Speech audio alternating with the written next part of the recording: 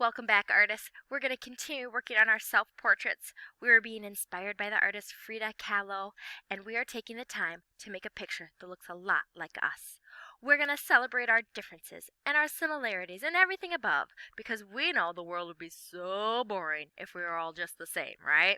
So, if you have a little mole today on your cheek, I want you to make sure you put that little mole. If you have glasses, I want you to draw your glasses. If you have a colic like your Uncle Steve, I want you to make sure you show that colic, okay? Okay, first things first though, let's focus in on our mouths. I'm going to give a couple options for our mouths. Some of you might pause and go run to the bathroom and look in the mirror. Others have a handheld mirror. Maybe you're looking at a picture of yourself. Whatever resource you are choosing to use today, know that it is the right one for you, and that's perfect, okay? I want everybody to go ahead, and what will happen is you're going to make a smiley face, okay? And just actually, time out, just watch this part, okay? I'm going to make 3 smiley faces. Now, those are nice, right? But I want your lips to look even more realistic. So what you're going to do is you're going to come in the center of that smiley face and make a little dot, okay? Now, you're going to look really closely. Do you have a little bit of a V? Do you have more of a U, or is it just barely there? Okay? What's going to happen then is you need to connect. Connect. Do you see how that V almost kind of gives the start of a heart shape, right? Where this one gives a little different look, and this one as well. Okay? So you look at your lips, and then I want you to smile at yourself. I want you to decide how much top lip do you see? Do you see how close I made that line? That's representing my top lip. Now I need to represent my bottom lip. Maybe your bottom lip when you smile is pressed against your teeth and appears to be a little bigger than when you're not smiling. Go ahead and represent that. Maybe you're like, oh, I'm going to draw my line up because when I smile, my top lip gets smaller, my bottom lip stays the same. Maybe you're like, nope, mine are evenly on top and bottom. Ha! It looks like mouths that are open. Now I want you to celebrate those teeth. Kindergarten, first, second, third grade artists, you are in such a fun spot in life right now where you are losing teeth and you get new ones that grow back in. Because I'm sure you can imagine as an adult, it is not as much fun to lose a tooth when you don't have another one growing back in. Ah! Okay, so what that means is when you're drawing your teeth, if you're missing one, you get to skip that spot. You can giggle a little bit, but celebrate. This is such a fun time in life right now. Maybe you want to draw a little squiggly line to represent those adult teeth, okay? So I'm going to do a couple different options. Maybe got some adult teeth in there, maybe some little ones. Everybody's is going to look different, and that is A-okay.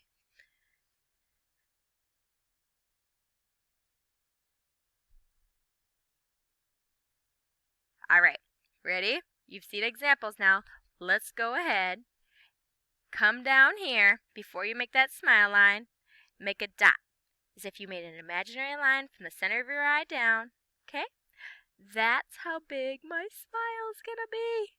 That seems silly, right? Watch the magic happen. My dot's gonna go here. I have more of like a V, almost like it's a heart. Okay? Curving up. Whoa! Whoa! Here we go. Ha! No, I get to make those teeth. So I want this to be my 7-year-old self. So I'm going to go ahead, and when I'm drawing my teeth in, I'm going to skip a couple spots. The beauty of a self-portrait is how the artist sees themselves, okay? Alright. Pause. Work on your mouths, people. Okay, welcome back. You've got your mouths, you got your nose. It's time for our ears. Our ears, it's as if we're having an imaginary line. I want you to make a dot coming out from your eye. Come down here, make another dot coming out from your ear. Now come across. I'm doing all these imaginary measurements so that I can have the most realistic, proportional me possible. So proportional. It means that I want to create balance, and I want my ears to be the correct size to align with my head and my eyes and my lips, okay? Now, a common mistake. let's be a little silly for a second. A common mistake that's made in our beginning years as being an artist. Luckily, you guys are like vets, right? All right. Hair, ears, smile. Ah, this is a great picture. It's a great picture. It's frameable. But I want to challenge you to give me even more. No bobbleheads. No teeny tiny ears. Okay? No dots. No hair just on the top of your head. We want you to look as realistic as possible. Watch this. I'm going to curve my ear line up to that dot. Come down. Curve back out for that earlobe. Okay? Maybe you've got some earrings. Maybe you want to draw some subtle lines to represent the details in your ears. Okay? Whew. Here we go. We're going on to hair next and our neck. Let's go ahead and do our neck first. Behind that ear, feel behind your ears right now. Do you feel that bone? That bone is where your neck is starting and it's going to curve in. It's going to curve in. We want a nice strong neck, but we don't want it to be like a stub on a tree, okay? Oh, no, no, no, no, no. Nobody's lifting. Unless you've been lifting weights the last 2 weeks. I want your necks to curve in just a little bit, okay?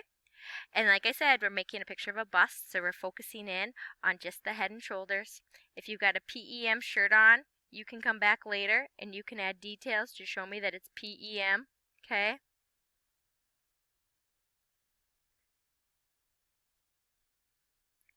That way you'll be able to spend lots of time on that, okay? Our hair. Ah, look at your beautiful, handsome self in the mirror. What's your hair looking like today? Do you have it up, down? Is it spiky? Do you have some bedhead going on? Well, let's celebrate it. I'm going to go through a quick sketch of these different examples for you and how to get them looking realistic so you're ready to do it on here. You know that you can practice on another paper with me or you can just go for it on yours. I'm going to encourage you, boys and girls, to just go for it, okay? First things first. Those that have bangs, so gentlemen, many of you are going to use this technique. Ladies that have bangs, you'll use this technique as well. I'm going to draw just the half top of the head so I can go ahead, time sensitive here to get you guys the information you need. I'm going to go ahead. We talked about a cowlick, okay? I want you to curve those lines the direction your hair is going. Okay? Come down. We can see a little on the side. Maybe we got a little rooster tail. I'm not going to scribble in the whole head of hair like this. Nope, nope, nope, nope. I just want some subtle lines to represent it. Okay? Is that coming together for you? You can start to see that's the top of a head. Okay? Now, ladies that are like, no, my bangs are cut more straight across. Draw the line for your part, whether it's in the center or on the side. Go ahead and draw that. Okay?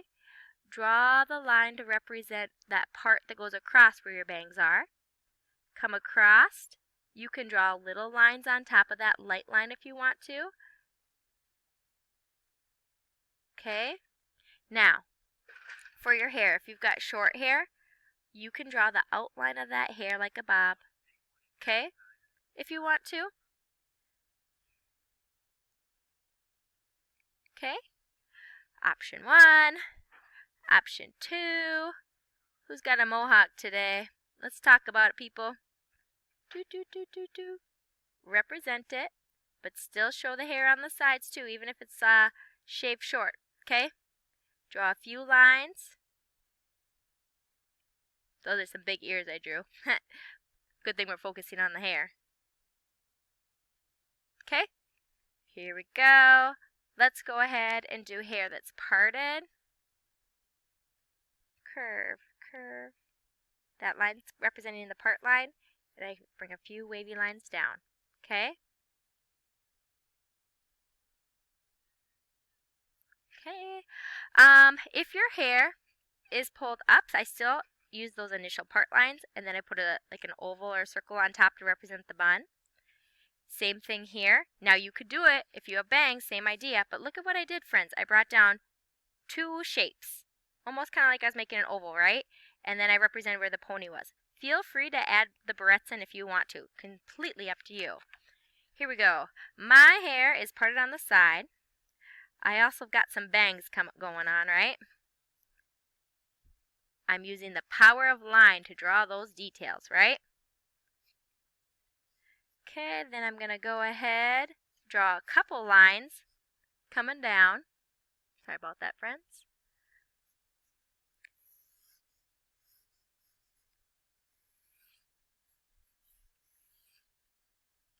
Okay, and maybe I have a clip on the side. Is that okay? I say, all right. Now, the details on your shirt, go ahead and add those. Give me some details in your background. Remember our background line? From the edge of the person to the edge of the paper. Invisible line with our finger. If you love being outside, I want to see background of you outside. If you love animals, I want to see some animals in the background. If you love art, I know someone that loves art, I'm going to continue to draw some details that gives people the idea that I love art. All right, boys and girls, rock on. Thanks for joining me today. Add some color to those self-portraits.